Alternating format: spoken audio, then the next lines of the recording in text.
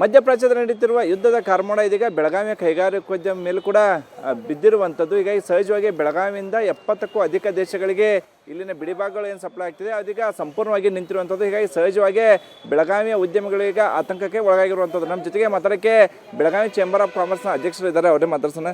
Sir, Iran ಹಾಗೂ Israel ಮಧ್ಯೆ ನಡೀತಕ್ಕಂಥ ಯುದ್ಧದಿಂದ ಬೆಳಗಾವಿ ಕೈಗಾರಿಕೋದ್ಯಮ ಮೇಲೆ ಯಾವ ರೀತಿ ಎಫೆಕ್ಟ್ ಆಗಿದೆ?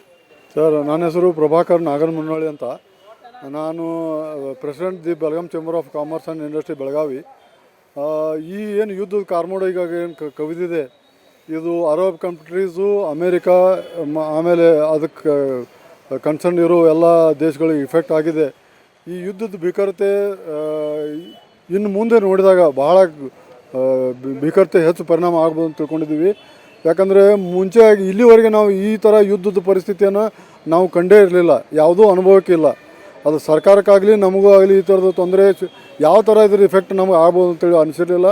ಬಟ್ ಈಗ ನೋಡಿದಾಗ ಗ್ಯಾಸು, ಅದು ಕ್ರೂಡ್ ಆಯಿಲ್ ಆಗಲಿ, ಆಮೇಲೆ ಫರ್ನೆಸ್ಗಳ ಆಯಿಲ್ ಆಗಲಿ, ಸಂಬಂಧಪಟ್ಟಿರೋ ಇಥನಾಲ್ಗಳಿಗೆ ಬೇಕಾಗಿರೋ ಪೆಟ್ರೋಲಿಯಂ ಪ್ರಾಡಕ್ಟ್ಸ್ಗಳಾಗಲಿ ತುಂಬ ತೊಂದರೆ ಆಗಿದೆ. ಇದು ಇಫೆಕ್ಟ್ 100% ಎಲ್ಲ ಆಗುತ್ತೆ. ಯಾಕಂದರೆ ಸುಮಾರು ನಮ್ಮಲ್ಲಿ 70 ಫ್ಯಾಕ್ಟ್ರಿಗಳು ಎಕ್ಸ್ಪೋರ್ಟ್, 67 ದೇಶಗಳಲ್ಲಿ ನಮ್ಮಲ್ಲಿ ಎಲ್ಲ ಪ್ರಾಡಕ್ಟ್ಗಳು ಎಕ್ಸ್ಪೋರ್ಟ್ ಆಗ್ತಾ ಇರುತ್ತವೆ. ಈಗ ಅದರಲ್ಲಿ ಈ ವಾರ ಮುಖಾಂತರ ವಾಯು ಮಾರ್ಗ ಹಾಗೂ ಜಲಮಾರ್ಗ ಇವೆರಡೂ ತೊಂದರೆ ಆಗಿದೆ. ಈಗ ಪ್ರತಿಯೊಂದು ದೇಶದ ಮುಖಾಂತರ ಯಾವ ಆರ್ಡರ್ಗಳಿದ್ದವು, ಅದು ಇದು ನಮ್ಮ ಕೈಗಾರಿಕೆಗಳ ಪ್ರಾಡಕ್ಟ್ಸ್ ಇರಲಿ, ಆಟೋಮೊಬೈಲ್ ಪ್ರಾಡಕ್ಟ್ಸ್ ಇರಲಿ, ಕೃಷಿಗಳಿರಲಿ, ಹೂವಿನ ಐಟಮ್ಗಳಿರಲಿ, ಇವೆಲ್ಲ ಇಫೆಕ್ಟ್ ಆಗಿದೆ. ಮತ್ತು ಇದ್ರ ಇಫೆಕ್ಟು ಎಲ್ಲಿವರೆಗೆ ಆಗುತ್ತೆ ಅನ್ನೋದು ಗೊತ್ತಿಲ್ಲ. ಯಾಕಂದರೆ ಈಗಿನ ಒಂದು ಮುನ್ಸೂಚನೆ ಸರ್ಕಾರ ಕೊಡ್ತಾ ಇರೋ ಇದು ಅಂದರೆ 15-20 ದಿನ ಇದೇ ಥರ ಮುಂದುವರೆದ್ರೆ 100% ಇದು ಇಫೆಕ್ಟ್ ಆಗುತ್ತೆ. ಇಫೆಕ್ಟ್ ಆದರೆ ಆರ್ಥಿಕವಾಗಿ ಅಂತೂ ನಾವು ಭಾಳ ತೊಂದರೆ ಸಿಕ್ಕೋತೀವಿ.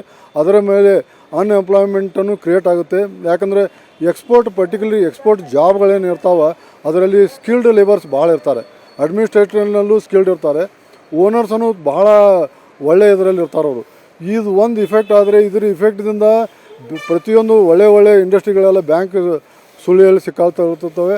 ಎಲ್ಲ ಬೆಳಗಾವಿದಾಗ 70 ಎಕ್ಸ್ಪೋರ್ಟ್ಸ್ ಇರ್ತಾರೆ. ಏನೆಲ್ಲ ಎಕ್ಸ್ಪೋರ್ಟ್ ಮಾಡ್ತೀರಿ ಸರ್? ಇಲ್ಲಿ ಏನೆಲ್ಲ ಮ್ಯಾನುಫ್ಯಾಕ್ಚರ್ ಆಗ್ತದೆ? ಮ್ಯಾನುಫ್ಯಾಕ್ಚರ್ ಐಟಮ್ಸ್ ಅದಾಗ ಒಂದು ಫ್ಯಾಬ್ರಿಕೇಷನ್, ಒಂದು ಮಷಿನರಿ ಯಾವುದೋ ಒಂದು ಪ್ರಾಡಕ್ಟ್ ಇದ್ದರೆ ಅದಕ್ಕೆ ಫ್ಯಾಬ್ರಿಕೇಷನ್ ಪ್ರಾಡಕ್ಟ್ ಬೇಕೇ ಬೇಕಾಗುತ್ತೆ.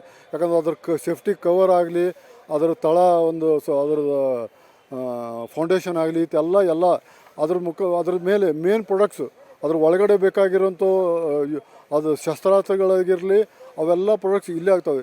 ಈಗ ಏರ್ ಬಸ್ಸದ ಪಾರ್ಟ್ಸ್ ಎಲ್ಲ, ಅದು ಅದ್ರದ್ದು ಡೋರ್ ಆಗಲಿ, ಚೇರ್ಸ್ ಆಗಲಿ, ಇವೆಲ್ಲ ಅದ್ರ ಮೇನ್ ವಿಂಡೋಸ್ ಆಗಲಿ, ಇದೆಲ್ಲ ಬೆಳಗಾವಿನಲ್ಲಿ ತಯಾರಾಗ್ತಿರ್ತವೆ.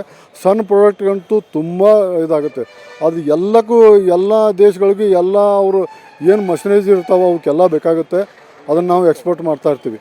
ಈಗ ಆಟೋಮೊಬೈಲ್ ಮ್ಯಾನುಫ್ಯಾಕ್ಚರ್ ಜಾಸ್ತಿ ಆಗ್ತವೆ ಬೆಳಗಾವಿಯಲ್ಲಿ. ಸುಮಾರು ಫ್ಯಾಕ್ಟ್ರಿಗಳು, ಸಣ್ಣ ಕೈಗಾರಿಕೆಗಳು ಇದ್ದಾವೆ.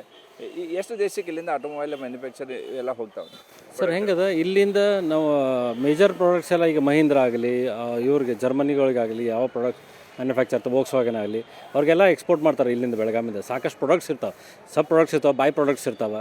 They are manufactured here in Belgaum. ಅವೆಲ್ಲ ಮ್ಯಾನುಫ್ಯಾಕ್ಚರ್ ಮಾಡಿ ಅವೆಲ್ಲ ಎಕ್ಸ್ಪೋರ್ಟ್ ಆಗ್ತಾವೆ. ಸೊ ಅವು ಎಕ್ಸ್ಪೋರ್ಟ್ ಬಂದಾಗಿರೋದ್ರಿಂದ ಅದು ಒಂದು ನೇರವಾಗಿ ಹೊಡೆತ ಬೀಳ್ತದೆ.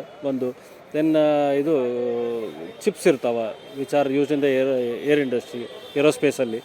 ಸೊ ಅವು ಎಲ್ಲ ನಮಗೆ ಎಕ್ಸ್ಪೋರ್ಟ್ ಎಲ್ಲ ಕ್ಲೋಸ್ ಆಗಿದ್ದಕ್ಕೆ ಇದು ಪ್ರಾಬ್ಲಮ್ ಆಗಿದೆ. ಆ್ಯಂಡ್ ಈ ಮ್ಯಾನುಫ್ಯಾಕ್ಚರ್ ಮಾಡಲಿಕ್ಕೆ ಏನು ಇದು ಬೇಕಾಗ್ತದೆ, ಫ್ಯೂಲ್ ಬೇಕಾಗುತ್ತಲ್ಲ, ದ್ಯಾಟ್ ಈಸ್ ಅದರಲ್ಲಿ LPG is one of the main ingredient.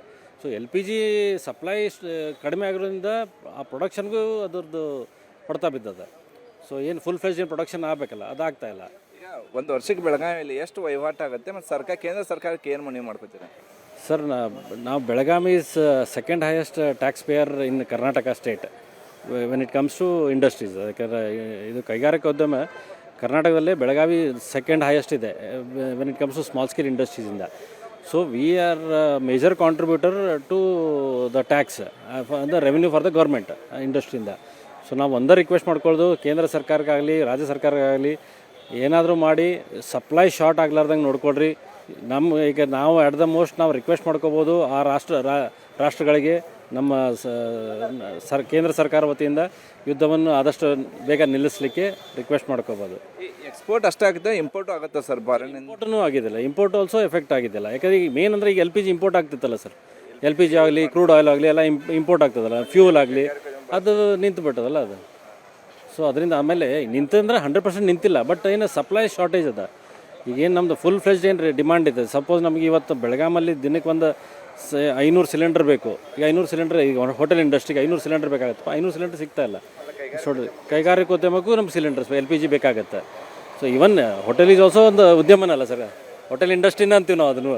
So ಅದರಿಂದ ಅದು ಆಗಲಿ, ನಮ್ಮ ಈ ಇಂಡಸ್ಟ್ರೀಸ್ ಆಗಲಿ, ಈಗ ನಮ್ಮ ಬೆಳಗಾಮಲ್ಲಿ ಸುತ್ತಮುತ್ತಲ ಈಗ ಉದ್ಯಮ ಭಾಗ ಆಗಲಿ, ಮತ್ಸ್ಯ ಆಗಲಿ, ಆಟೋನಗರದಾಗಲಿ ಎಲ್ಲ ಕಡೆ ಇಂಡಸ್ಟ್ರೀಸ್ ಅವ. ಅದಕ್ಕೂ main one of the fuel is LPG. So ಆ LPG ಶಾರ್ಟ್ ಸಪ್ಲೈ ಆಗಿರೋದ್ರಿಂದ ಸ್ವಲ್ಪ ಎಫೆಕ್ಟ್ ಆಗಿದೆ. ಆಮೇಲೆ ಅದಲ್ಲದೆ ಕಾಸ್ಟು ಜಾಸ್ತಿ ಆಗಿದೆ. ಸೊ ಆ LPG ಫ್ಯೂಲ್ ಕಾಸ್ಟ್ ಜಾಸ್ತಿ ಆಗಿದ್ದರಿಂದ ಪ್ರೊಡಕ್ಷನ್ ಕಾಸ್ಟ್ ಜಾಸ್ತಿ ಆಗ್ತದೆ. ಬಟ್ ಆಲ್ರೆಡಿ ನಾವೀಗೇನು ಆರ್ಡರ್ ತೊಗೊಂಡಿರ್ತೀವಿ, ಆರ್ಡ್ರದ್ದು ವಾಲ್ಯೂಮ್ ಫಿಕ್ಸ್ ಆಗಿರ್ತದೆ, ರೇಟ್ ಫಿಕ್ಸ್ ಆಗಿರ್ತದೆ. ಬಟ್ ನಮಗಿಲ್ಲಿ ರಾ ಮಟೀರಿಯಲ್ ರೇಟ್ ಜಾಸ್ತಿ ಆದ್ಕೊಳ್ಳೆ we cannot charge that customer to ನಾವು ಇಲ್ಲ ಈಗ ನೀವು ರೇಟ್ ಜಾಸ್ತಿ ಆಗಿದೆ, ನೀವು ರೇಟ್ ಜಾಸ್ತಿ ಕೊಡ್ರಿ ಅಂತ ಅನ್ಲಿಕ್ಕೆ ಆಗೋದಿಲ್ಲ. ಸೊ ಅದು ಇಂಡೈರೆಕ್ಟ್ಲಿ ಆ್ಯಂಡ್ ಡೈರೆಕ್ಟ್ಲಿ ಭಾಳ ಎಫೆಕ್ಟ್ ಆಗಿದೆ.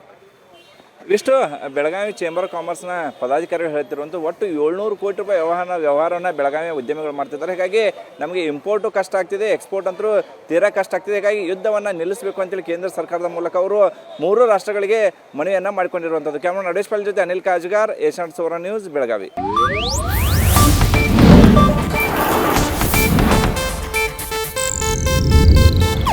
ಇದು ಏಷ್ಯಾನೆಟ್ ನ್ಯೂಸ್ ನೆಟ್ವರ್ಕ್ ಪ್ರಸ್ತುತಿ.